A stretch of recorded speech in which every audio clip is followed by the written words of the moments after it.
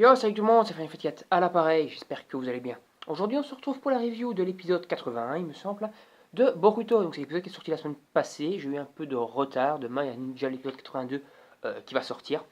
Donc, ce n'est pas encore une fois l'un des meilleurs épisodes. C'est-à-dire, en fait, cet arc, d'après ce qu'on a compris, va déjà dépasser l'épisode 85.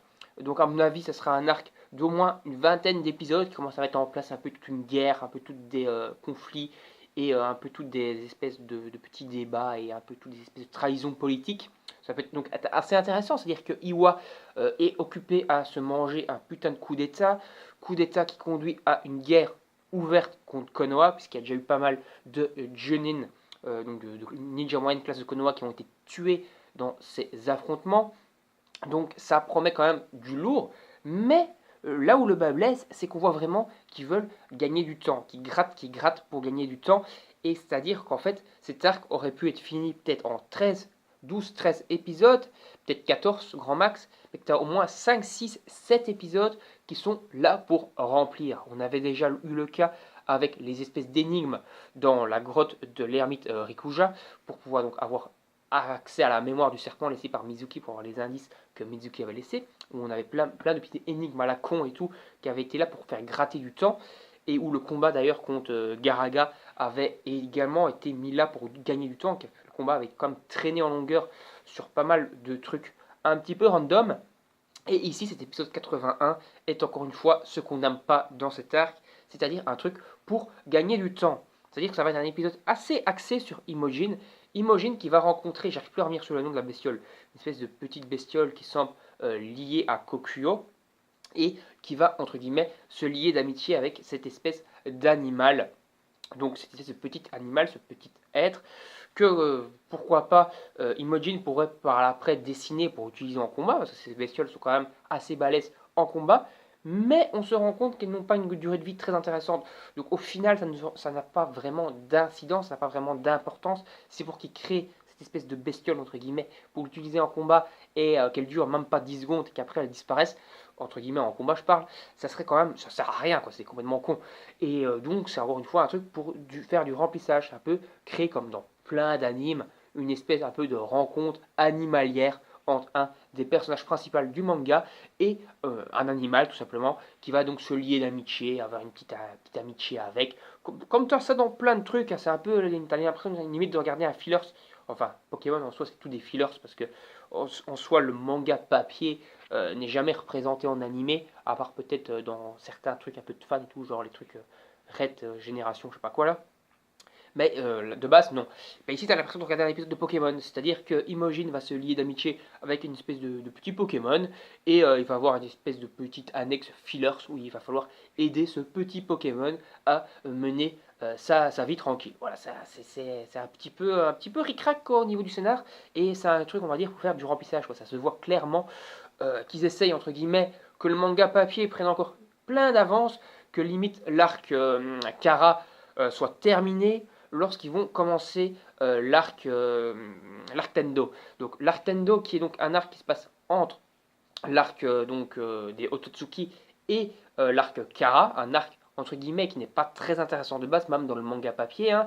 C'est-à-dire c'est un truc où ils vont escorter un peu le seigneur du pays du feu, un peu s'occuper de son fils, où Boruto va jouer aux cartes avec, où ils vont jouer un peu les collectionneurs. On va se rendre compte que Tendo est un gamin pourri gâté et qu'au contact de Boruto, il va un peu changer sa mentalité. Il va devoir combattre un mec, un ninja, qui a des pouvoirs un peu, entre guillemets, un peu cheatés, qui veut, entre guillemets, kidnapper Tendo, donc le fils du seigneur du pays du feu, pour faire un espèce de petit coup d'état pour gagner de l'argent et compagnie, pour s'enrichir quoi sur le dos du pays du feu en lui demandant une rançon contre son fils ou son petit-fils, je sais plus, je crois que c'est son fils.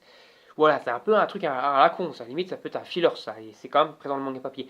Donc ça veut dire que là on va se manger cet arc là qui va durer en longueur parce qu'il faut du remplissage, même s'il y a quand même des épisodes vraiment très bons, mais il y a quand même beaucoup de remplissage. Après on va se manger l'arc Tendo, après certainement de nouveau encore du filler, parce que l'arc Tendo c'est du principal, et après enfin l'arc Kara, donc je pense que l'arc Kara ne commencera pas avant l'épisode 105-110, donc encore au moins 5-6 mois de fillers et d'épisodes un petit peu rien à foutre, c'est pas terrible. Bon, je dis ça, mais pas vraiment, parce qu'en soi, comme je le disais, je vous le dis, l'art Mizuki est bon. L'art Mizuki est bon dans l'ensemble. Mais on va dire que tu as deux tiers de l'arc qui sont bons et qui vont être très bons à mon avis par après, mais tu as 7 épisodes, donc un tiers de l'arc, qui est du truc chiant ou dont on s'en bat les steaks, comme on a eu ici. Bon, on commence enfin à rentrer un peu dans le vif du sujet, c'est-à-dire que Boruto va essayer de s'infiltrer dans le village d'Iwa pour aller chercher des informations, essayer un peu également d'avoir des infos pour essayer de récupérer Mizuki. Mizuki qui est encore une fois donc toujours un ninja déserteur. Mais c'est ça où le bas blesse un peu et où j'ai déjà vu d'autres youtubeurs, je sais plus qui, mais je crois qu'il y en a 2-3 qui ont parlé de ça.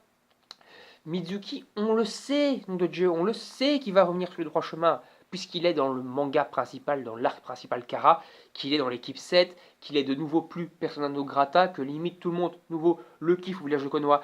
Donc on connaît déjà la conclusion, mais ici, ils vont tellement loin dans le fait que Mizuki est déserteur, que Boruto, Sarada, Shikadai, Imojin et compagnie sont devenus des déserteurs. Ils vont tellement loin là-dedans qu'il faudrait avoir un retournement de situation de malade pour qu'ils soient de nouveau acceptés au village de Konoha. Ici, comment des gens, comment des citoyens pourraient accepter que Naruto les laisse rentrer au village comme si de rien n'était, alors qu'ils ont déserté le village, qu'ils ont mis le village en danger, que Mizuki s'est rallié avec des ennemis qui ont tué des ninjas de Konoha, des ennemis qui peuvent limite déclarer une guerre à Konoha, qui pourrait détruire le village et compagnie, comme il y a déjà eu avec les combats contre Pain et tout ça, où ça pourrait être vraiment le gros bordel, qui pourrait limite provoquer une 5e guerre ninja à cause d'un membre de Konoha, justement. Comment est-ce que les villageois pourraient accepter qu'ils rentrent comme ça, tranquille, pompélope, marchand de gâteaux, dans le village, et que tout le monde leur pardonne et qu'on jette des fleurs, les pays des bisounours? C'est complètement débile. C'est ça qui arrive. Il faudra donc... C'est ça le problème en fait, parce qu'ils sont partis tellement loin là-dedans. Donc on est à l'épisode, je crois que c'est le 12e, non, le 10e épisode de l'arc, peut-être le 11e. Donc ça voudrait dire que dans les 10 épisodes, parce que ça va sûrement encore durer 10 épisodes, ils vont devoir vraiment réussir à faire une inversion totale où ils sauvent carrément Konoha, ils sauvent la planète limite entière pour que les villageois de Konoha acceptent sans rechigner, sans broncher, qu'ils rentrent tous pompélope au village, qu'on les réaccepte dans les équipes, qu'on les réaccepte faire des missions ninja, etc. Donc ce qui me fait peur en fait, c'est qu'ici, donc, comme je l'ai dit, on va sûrement arriver au 20 épisode de cet arc. Mais ce que j'ai peur, c'est que s'il tourne dans le fait qu'il faut retourner, qu'il faut qu'il soit de nouveau accepté normalement au village, j'ai peur qu'on soit parti dans la 30aine d'épisodes. Et si on se bouffe à un arc fillers de 30 épisodes, franchement, il y en a qui vont gueuler. Et moi le premier, parce que c'est bon quoi. J'aimerais bien quand même qu'on avance un peu dans l'histoire principale aussi. J'aimerais bien qu'on commence l'arc Kara qui est méga épique dans le manga papier et qu'on arrête un peu de tourner dans des fillers. Parce qu'en soi, je crois que c'était Asha qui avait dit ça, je crois que c'est Asha, ouais, qui disait que, en fait, quand tu regardes sur les 80 épisodes de Boruto, tu as à peine un quart qui n'est pas de leur série. 60 épisodes, c'est de leur série. Donc un quart de l'histoire n'est pas du hors série, le reste c'est du fillers. Et c'est-à-dire, les gens avaient gueulé sur Shippuden, sur Naruto même, comme quoi il y avait trop de fillers, mais ils n'ont pas compris. Ils n'ont pas compris en fait les réals, les développeurs, le studio d'animation. Parce qu'ils en font encore plus, ici ils en font encore plus de fillers dans Boruto que c'était dans Naruto. Alors que les gens avaient déjà gueulé à cause des fillers, et ici ils font encore pire, ils n'ont pas compris leur erreur. Et ça c'est quand même con. Il faudrait quand même un peu écouter donc les fans. Bon, on va s'arrêter ici, n'hésitez pas à vous abonner, à liker la vidéo, à la partager sur vos réseaux sociaux, à donner votre avis sur l'épisode et sur ma vidéo en règle générale dans les commentaires. Également, abonnez-vous et activez la petite cloche pour ne rien manquer. Et moi, je vous dis salut, à la prochaine. On se retrouve pour le prochaine vidéo, prochaine review de Boruto, épisode 82, qui a l'air pas mal d'après la preview et d'après les infos du synopsis. On verra ce que ça va donner. Salut tout le monde, à la prochaine!